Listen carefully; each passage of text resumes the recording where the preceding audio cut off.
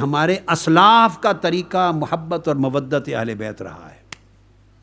یہ عقیدہ اہل سنت ہے، اہل بیت سے محبت کرنا۔ اور میں زور دے کے کہہ رہا ہوں، وہ شخص اہل سنت نہیں ہے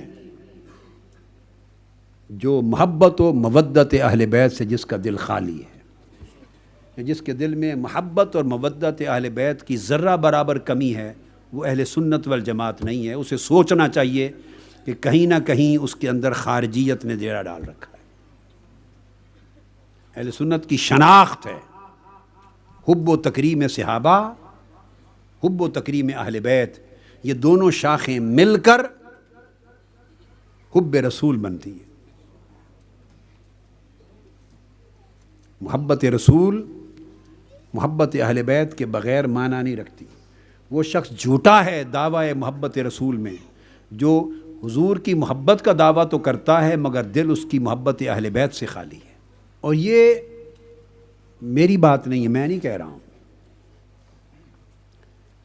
ائمہ اہل سنت کے 1400 سال 1500 سال کی تاریخ میں ہمارے کل ائمہ کا طریقہ اہل بیت اطہار کی محبت کے باب میں یہی رہا ہے، ان کا مسلک و مشرب یہی رہا ہے۔ امام اعظم ابو حنیفہ کا مسلک یہی، سیدنا امام مالک کا مسلک یہی، حضرت امام شافعی کا مسلک یہی، حضرت امام احمد بن حنبل کا مسلک یہی۔ میں اہل سنت کے چاروں ائمہ فقہ کی بات آپ کو بتا رہا ہوں، ان کا مسلک و مشرب بھی یہی۔ تو اس کا مطلب یہ ہے کہ وہ شخص کو حنفی کہلانے کا بھی حق نہیں ہے جو محبت و مودت اہل بیت میں کم ہے، کمزور ہے، ناقص ہے۔ نہ وہ حنفی ہے، نہ مالکی، نہ شافعی، نہ حنبلی۔ اب اس لیے میں نے چاہا کہ میں کچھ یہ چیزیں بھی کوٹ کر دوں۔ یہ اسلاف کا طریقہ تھا، یہ اسلاف کا طریقہ تھا محبت اور مودت اہل بیت، اور کل ائمہ اربعہ کا طریقہ تھا۔ ہمارے اسلاف کا طریقہ محبت اور مودت اہل بیت رہا ہے۔ سیدنا امام اعظم ابو حنیفہ کا عالم یہ تھا کہ آپ کے زمانے میں جتنے ائمہ اہل بیت کے زندہ تھے، حیات تھے، آپ چل کر ہر ایک کے شاگرد بنے۔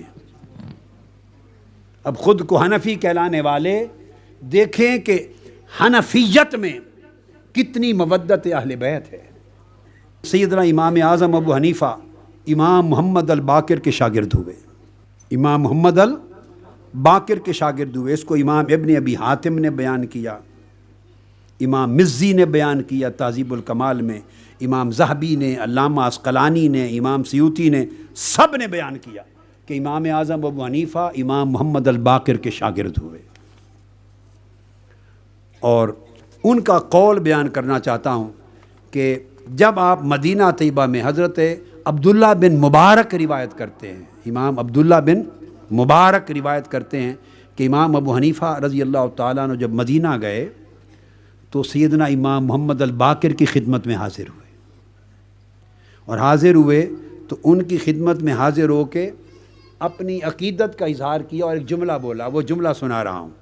اس کو مناقب امام موفق بن احمد المکی نے مناقب امام ابی حنیفہ میں روایت کیا، اور امام قردری نے مناقب ابن حبینہ میں بیان کیا۔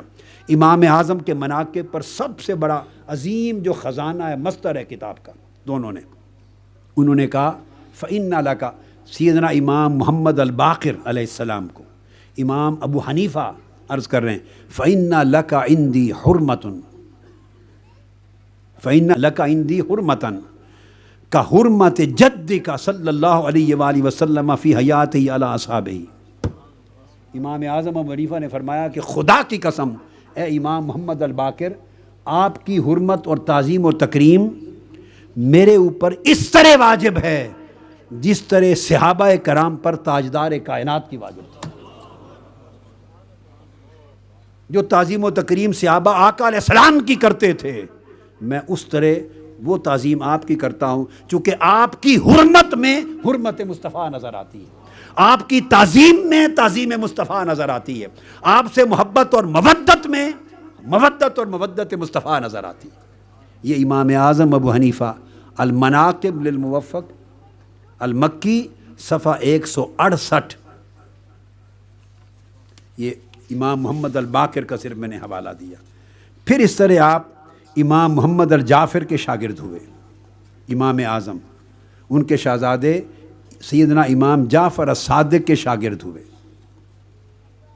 کل ائمہ نے بیان کیا، میں حوالے جات میں نہیں پڑھتا، یہ میری کتابوں میں اور میرے خطابات میں چیزیں موجود ہیں، واقعہ کوٹ کرتا ہوں۔ امام اعظم ابو حنیفہ کی ابھی ملاقات نہیں ہوئی تھی، یہ امام ابن المکی مناقب ابو حنیفہ میں بیان روایت کر رہے ہیں۔ تو سیدنا امام جعفر الصادق کوفہ تشریف لائے، ابھی آپس میں ملاقات نہیں تھی، ملاقات ہوئی مدینہ جانے کے بعد، مگر پہلی ملاقات کوفہ میں ہوئی۔ آپ کوفہ تشریف لائے، سیدنا امام جعفر الصادق، سیدنا امام ابو حنیفہ کو پتہ چلا، آپ اپنے بہت سے اکابر تلامذہ کو لے کر کہ سیدنا امام جعفر الصادق آئے ہیں، ان کی خدمت میں زیارت کرنے چلیں اور کچھ استفادہ کریں، لے کر ان کی بارگاہ میں حاضر ہوئے اور ان کی مجلس میں جا کر بیٹھ گئے۔ وَقَعَدَ ابو حنیفہ کالمستوفز، پاؤں اور گھٹنوں کے بل، یہ خاص طریقہ ہے جیسے آدمی مطمئن نہیں ہوتا اور آرام کے ساتھ سکون سے نہیں بیٹھنا چاہتا، کسی کا خوف، کسی کا ہیبت، کمال درجے کا ادب اور احترام طاری ہوتا ہے، اس ہیبت، ادب اور احترام کی کیفیت کے ساتھ گھٹنوں کے بل بیٹھ گئے۔ جب آپ کو بیٹھے دیکھا، سیدنا امام جعفر صادق کے سامنے سلام عرض کیا، اندر داخل ہوئے، اجازت مانگی، اس طرح بیٹھے، تو آپ کے شاگردوں نے دیکھا تو سارے پھر اپنا طریقہ پلٹ کر امام اعظم کی طرح اسی طرح گھٹنوں کے بل بیٹھ گئے۔ اب امام جعفر صادق کے سامنے اس طرح بیٹھے ہیں، جب دیکھا کہ یہ سارے لوگوں نے اپنے بیٹھنے کا طریقے نشست بدل لیا ہے اور اس شخص کی طرح سارے بیٹھ گئے ہیں، تو آپ نے پوچھا ان سے، یہ کون ہیں جن کی تم سب اتنی تعظیم و توقیر کر رہے ہو کہ جس طرح اسے بیٹھتے ہوئے دیکھا ہے میرے سامنے، تم ساروں نے اپنی حیت اور طریقہ بدل لیا، اس طرح بیٹھ رہے ہو، یہ کون ہے؟ تو انہوں نے کہا، قالوا ھذا ابو حنیفہ، یہ ہمارے استاد ابو حنیفہ ہیں۔ یہ پہلی ملاقات تھی۔ تو امام اعظم نے حضرت امام جعفر صادق رضی اللہ تعالیٰ عنہ کے سامنے جس طرح ایک آدمی سراپا ادب بیٹھ کر گھٹنوں کے بل بیٹھتا ہے، ماں تمام تلامذہ کے اس طرح بیٹھے اور پھر آپ سے کلام کر کے استفادہ کیا۔ یہ پہلا کلام۔ پھر امام اعظم ابو حنیفہ کے شاگرد امام حسن بن زیاد لؤلؤی وہ روایت کرتے ہیں، سمعت ابا حنیفہ وسئل من افقہ من رأیت، ان سے پوچھا گیا، امام ابو حنیفہ، اس پوری روئے زمین پر جتنے اکابر ائمہ علماء کو آج تک آپ نے دیکھا، سب سے زیادہ فقیہ کس کو پایا، سب سے بڑا فقیہ کس کو پایا؟ انہوں نے کہا، امام اعظم نے، قال ما رأیت افقہ من جعفر ابن محمد الصادق، خدا کی قسم میں نے روئے زمین پر امام جعفر بن محمد الصادق سے بڑھ کر کوئی فقیہ نہیں دیکھا۔ یہ امام اعظم ابو حنیفہ کا قول۔ یہ میں نے آپ کو جو مناقب الامام الاعظم ابی حنیفہ امام الموفق بن احمد المکی کی کتاب سے اور ابن بزاز القردری کی دونوں کتابوں سے، یہ دونوں تینوں حوالے ہر جگہ موجود ہیں۔ یہ امام اعظم کے مناقب پر اہل سنت کی سب سے بڑی کتاب ہے، یہ امام اعظم کا طریق ہے۔ پھر سیدنا امام اعظم امام محمد الباقر اور امام جعفر الصادق کے علاوہ پھر امام زید بن علی کے شاگرد ہوئے۔ پھر اسی طرح آپ امام عبداللہ بن علی ان کے شاگرد ہوئے، امام عبداللہ بن علی، اور وہ علی سے مراد امام زین العابدین ان کے دوسرے بھائی، یہ بھی سیدنا امام حسین کے پوتے دوسرے، ان کے شاگرد ہوئے امام اعظم۔ پھر امام اعظم ان کے علاوہ امام عبداللہ بن حسن المثنی یعنی امام عبداللہ الکامل جن کا ذکر پہلے کیا، ان کے شاگرد ہوئے، امام عبداللہ بن حسن المثنی کے شاگرد ہوئے۔ پھر امام حسن المثلث ان کے بیٹے یعنی امام حسن مجتبیٰ کے پڑپوتے، ان کے پھر شاگرد ہوئے، ان کے شاگرد ہوئے۔ پھر امام حسن بن زید کے شاگرد ہوئے، امام حسن بن زید بن امام حسن مجتبیٰ ان کے شاگرد ہوئے۔ پھر امام حسن بن محمد بن حنفیہ، سیدنا علی شیر خدا رضی اللہ تعالیٰ عنہ کے پوتے امام حسن بن محمد بن حنفیہ ان کے بھی شاگرد بنے، اور پھر امام جعفر بن تمام کے شاگرد ہوئے۔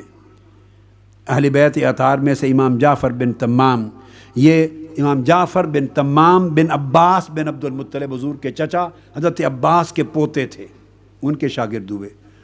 تو گویا 9 امام اہل بیت اطہار کے حیات تھے امام اعظم کے زمانے میں، اور آپ ہر ایک کے پاس جا کر زانو تلمس طے کیے۔ اور عالم یہ تھا کہ امام اعظم ابو حنیفہ رضی اللہ تعالیٰ عنہ ائمہ اطہار اہل بیت میں سے جو امام بھی بنو امیہ یا بنو